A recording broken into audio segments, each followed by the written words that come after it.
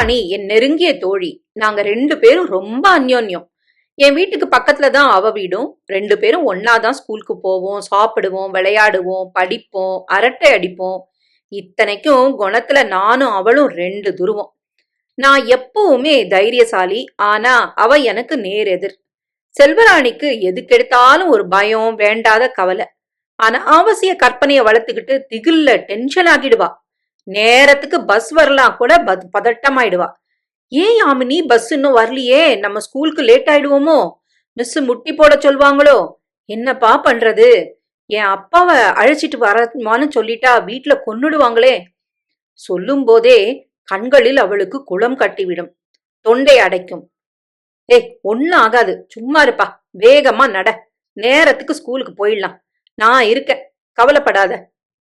நான் சொல்வதை கேட்டுக்கொண்டு ஆட்டுக்குட்டி மாதிரி என் பின்னால் வருவாள். கூடவே அவள் முனகலும் தொடரும். என்ன ஆகுமோ தெரியலையே, என்ன பண்ணுவேன்?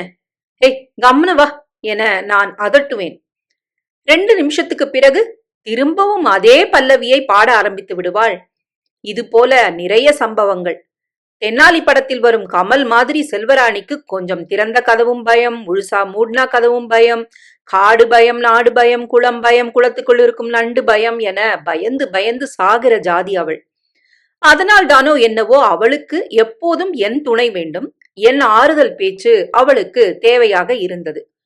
சொல் சுடும், மற்றவர் மனதை புண்ணாக்கும் என்பார்கள். ஆனால் என் சொல் அவளது புண்ணான மனதுக்கு மருந்தானது. எனக்கும் அவளுக்கு துணையாக இருப்பது பிடித்திருந்தது. பள்ளி இறுதி பரீட்சையின் போது, ஏன் யாமினி, நான் +2ல நல்ல மார்க் வாங்குவனா, இல்ல எனக்கு புட்டுக்குமா, என்ன ஆகுமோ தெரியலையே, 98%க்கு கீழே வாங்கினா அப்பா முகத்துல எப்படி முழிக்கிறது, எங்க அம்மாவுக்கு கொலை வெறி வந்துடுமே, ஐயோ நினைச்சாலே மயக்கமா வருதே. பயத்தில் செல்வராணி புத்தகத்தை மூடி வைத்து விடுவாள். கவலை எப்போதும் அவளை அரிக்கும். சும்மா பயப்படாத செல்வராணி, நீ கண்டிப்பா நல்ல மார்க் வாங்குவ, இன்ஜினியரிங் சேருவ, பேசாம கவலைய விட்டு இப்ப படி. நல்ல மார்க் 2 பேருமே வாங்கினோம்.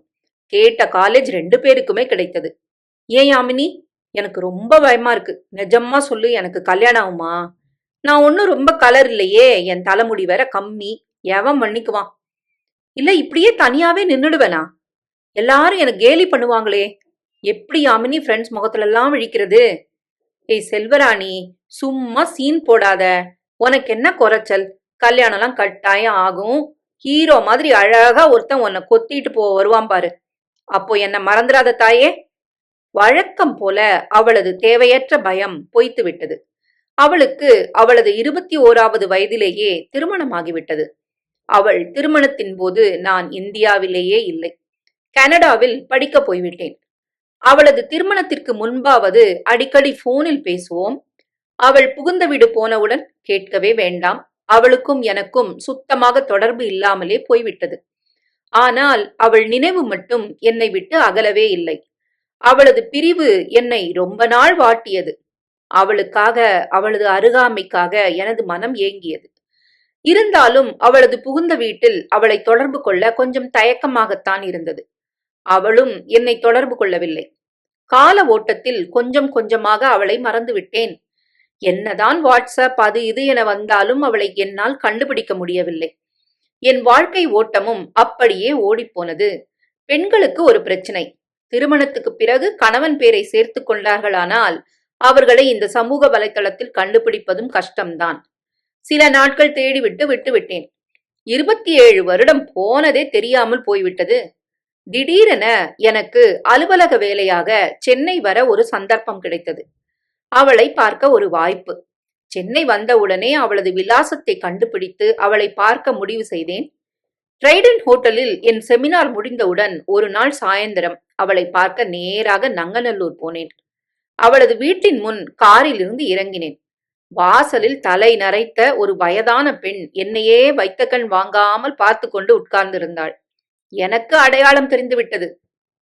என் செல்வராணிதான். ஏய், ஹலோ செல்வராணி, எப்படி இருக்க? நான் யார் சொல்லு பார்க்கலாம். யாரு தெரியலையே, பேண்ட் கோட் எல்லாம் போட்டுக்கிட்டு, கண்ணுல கருப்பு கண்ணாடி. ஓ நீங்க, ஏய் நீ யாமினி தானே? அடடா, அடையாளமே தெரியலையே, அட்டகாசமா இருக்க, வா வா வா, உள்ள வா, உட்கார். ஐயோ, எனக்கு கால் ஓடலையே, பால் வேற இருக்கோ என்னமோ, காஃபி போடட்டுமா? டே சித்து, போய் 1/2 லிட்டர் பால் வாங்கிட்டு ஓடி வா.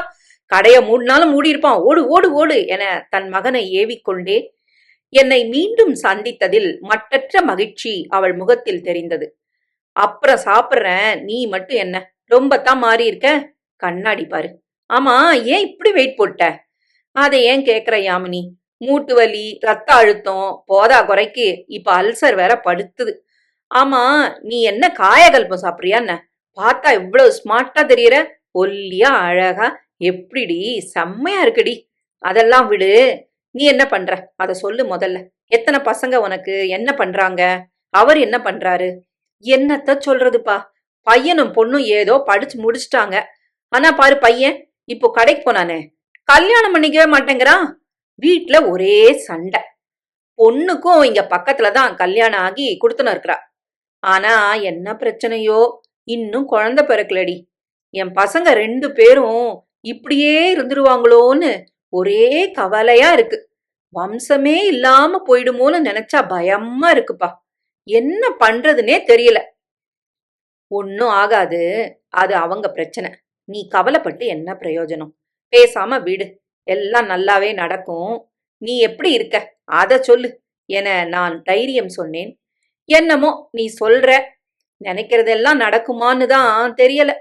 போட்டும், நீ எப்படி இருக்க? அவர் வரலையா? எவரு? எனக்கு இன்னும் கல்யாணமே ஆகலையே, அவர் எங்க வரப்போறாரு? சிரித்தேன். என்னடி இது கூத்து? நீ ஏன் இன்னும் கல்யாணம் பண்ணிக்கல? எனக்கு தெரியாதே. ஆமா, நம்மளும் ரொம்ப நாளா சந்திச்சுக்கவே இல்லையே, அதான் வேணான்னு தோணுச்சுடி. பையன் சரியா கிடைக்கல, பண்ணிக்கல. அடப்பாவமே, என்ன அநியாயம் இது! உன் வாழ்க்கை இப்படி வீணாக்கிட்டியேடி. அந்த ஆண்டவன் உன் வாழ்க்கையில இப்படி விளையாட்டானே, எப்படிடி சமாளிக்கிற பெருமாளே? கப்பலே கவிழ்ந்தது போல செல்வராணி தலையில் கையை வைத்துக் கொண்டாள். ஏய் செல்வராணி, நிறுத்து நிறுத்து நிறுத்து. நான் ரொம்ப சந்தோஷமா தான் இருக்கேன். நீ என்னை பத்தி கவலைப்படுறத நிறுத்து. அது எப்படி யாமினி முடியும்? உன் வாழ்க்கையே இப்படி சூன்யமாயிடுத்தே, எனக்கு தாங்கலையே. உனக்கு போய் இந்த சோகமா? ஐயோ, எப்படி தனியா எல்லாத்தையும் பாத்துக்கிற? சொல்லும் போதே செல்வராணியின் குரலில் குரல் கரகரத்தது. கொஞ்சம் விட்டால் அழுது விடுவாள் போல இருந்தது. செல்வராணி, கொஞ்சம் கண்ணீர் விடுறத நிறுத்துறியா ப்ளீஸ்? நான் கனடால ஒரு ஐடி கம்பெனில வைஸ் பிரசிடென்டா இருக்கேன். நிறைய வெளிநாடு அப்படி இப்படின்னு போக வேண்டி இருக்கும். வீட்டெல்லாம் பாத்துக்க முடியாது. எனக்குமே கல்யாணம் பண்ணிக்கலாம் விருப்பம் இல்ல. இப்படி இருக்கிறது தான் எனக்கு பிடிச்சிருக்கு. போதுமா? அப்படி சொல்லாத யாமினி, இப்படி தனிமரமா நிக்கிறியே. நான் வேணா உனக்கு இங்க நல்ல மாப்பிள்ளை பாக்கட்டுமா? எனக்கு சிரிப்பு தான் வந்தது. இவளது அல்சருக்கு காரணம் இவளே. இவளை திருத்தவே முடியாது.